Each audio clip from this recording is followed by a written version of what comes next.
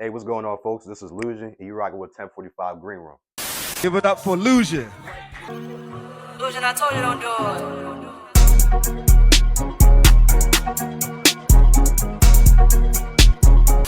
it. They should fuck with me out of everybody else because I'm genuine, and that's not to say that anybody else ain't genuine, but when you meet me in person, you meet my guys, and you really get that vibe, I don't know how you can go anywhere else, to be honest with you, for real. It ain't cocky, it ain't arrogant. Come see us in person, for real. Hang around us. Have fun.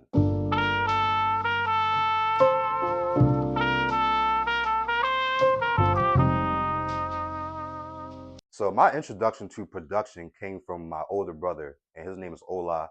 On Instagram, his name is 7G. Back then, it was more so Mixcraft and GarageBand, and then it elevated to going to Fruity Loops. I think at the time we started at maybe 10, 11. But seeing my brother progress from Mixcraft to FL Studio, making all different types of beats, it really inspired me to take that path too.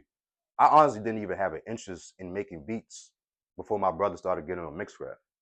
And so from there, it really elevated to, us making beats in the, we had like a little studio in our house, back then.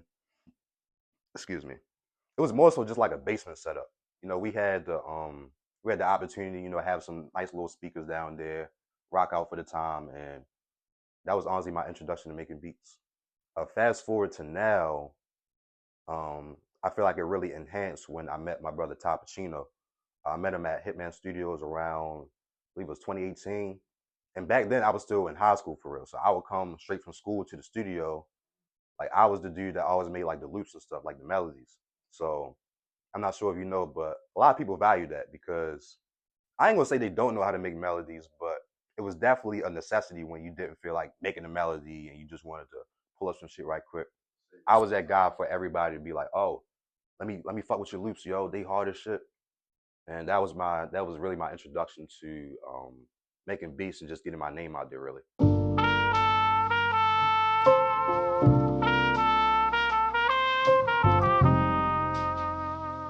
Right. I wouldn't say it was pressure. It was really just inspiration. I didn't really feel pressure to make beats or anything. It kind of just came naturally. I was young at the time. I ain't gonna say I didn't have any identity, but when it comes to trying new stuff, I don't think I really had a super positive outlook on it. So when I tried it and I actually enjoyed making beats, I'm like, I actually fuck with this. And fast forward, now I'm thinking that it was because it was some form of physical expression.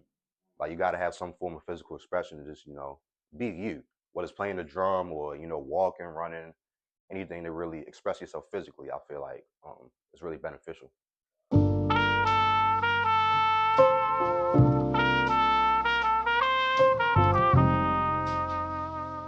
My favorite era, as far as I can remember, because I was born in '02. You, that's like that Kevin Hart shit. Damn, who the fuck was he talking to, bro? Yeah, he was like, I'm 45. Damn. Um, well, I was born in '02, and I never really got to experience this, but that whole Jeezy, Gucci Mane era, Young Money, I feel like a lot of inspirational music came out of that era, and I don't know what it is about like Jeezy music that kind of just like make you feel like a hustler, make you feel like a trap nigga for real, even if you didn't necessarily grow up in that lifestyle. So I would say that Jeezy era, definitely that YSL era, Young Thug, Gunna. I think one of their first albums like Slime Season or something. I fuck with Lil Baby lyrically. He a hard artist. Yeah, but I would really say like around that time I was fucking with music.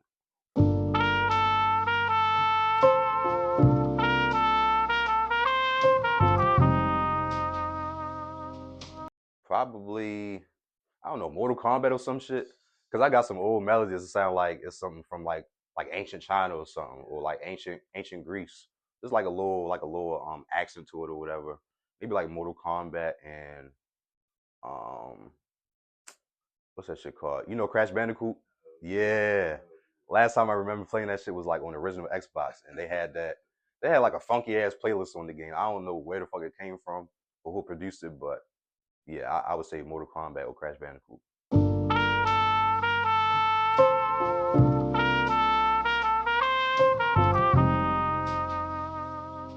Either Omnisphere or Pigments by Arteria Bundle. And I fuck with Pigments by Arteria Bundle because it's just, I really go for like ambient type sounds, like airy type. You know, it might be a pad or it might be a bell that don't resonate much, or it don't, what you call it, it don't last as long for real. Just something real ambient, maybe something ethnic like a marimba or something. Pigments got all of that. Omnisphere more so got those ambient sounds that I like for real. So between Omnisphere and Pigments, I would say.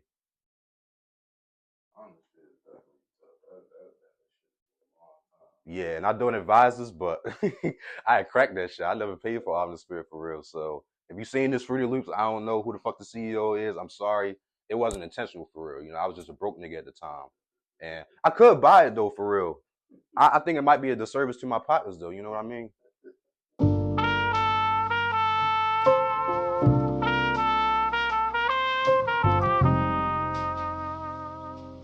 Probably like Wonder Girl.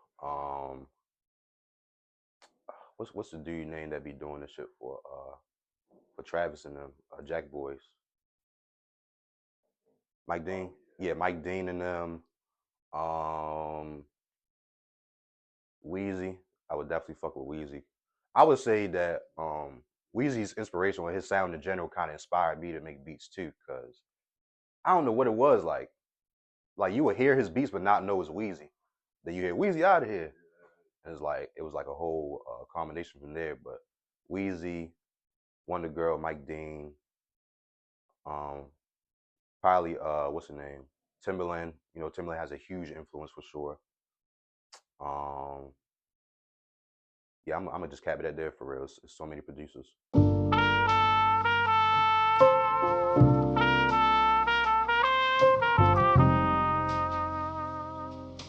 I'm into heavy metal and shit. You know, it's like nah.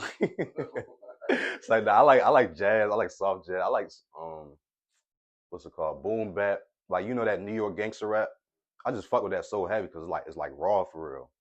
Like you know how they be on the beat, like Gangstar, um, Talib Kweli, what's the name? Precise Science, those type groups for real.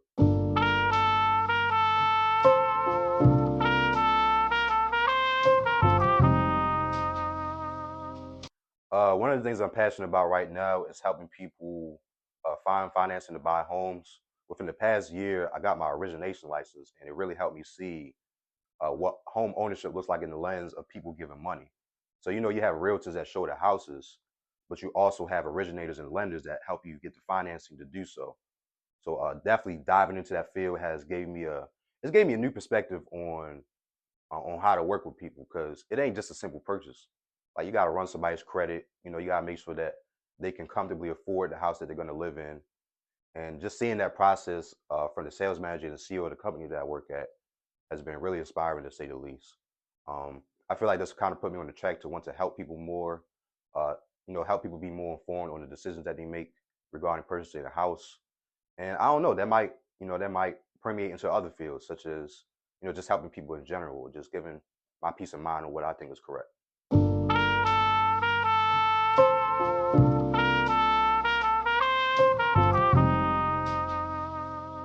I definitely do because it's a lot of you know, people's making moves out here.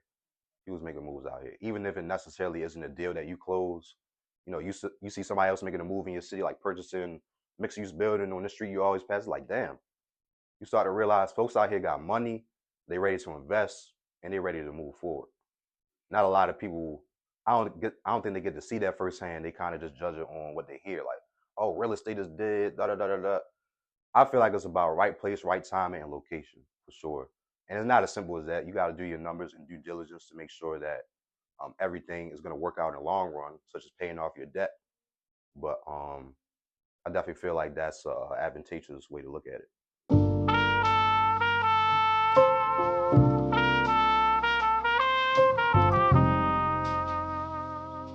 The best advice I've gotten so far: be patient, take your time, and that's not to say you shouldn't, you know, be urgent about the goal that you're trying to accomplish, but be patient. You gotta look everything. You gotta overlook everything twice, three times before you move forward on it. Because there's a lot of times I made decisions when I was young that ended up kind of messing me up in the long run. Like I'll be transparent about it. One of the biggest mistakes I made when I was young is running up my credit, getting personal credit cards. It's just a bunch of personal liability that doesn't make any sense. And then when you don't have any income to pay off your debt, now what? You get charged off credit cards and shit.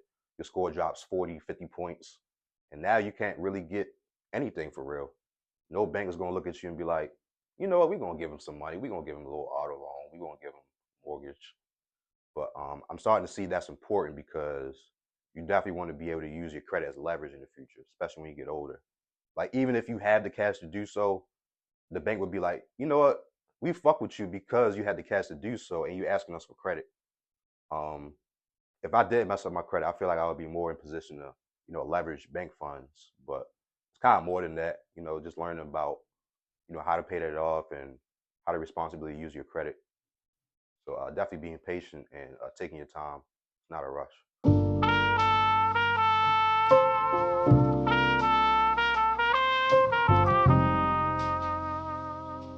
I feel like I pretty much laid it out on the table. I don't really feel the need to over explain anything.